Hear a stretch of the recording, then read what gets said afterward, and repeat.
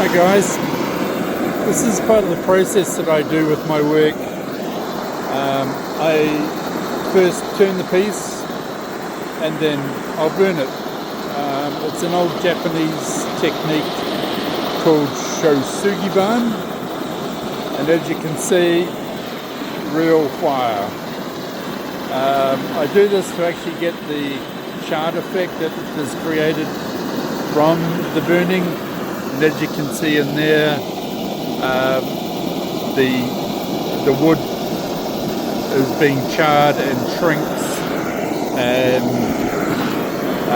just creates an unusual effect. It's like an art effect. Anyway, nice and toasty.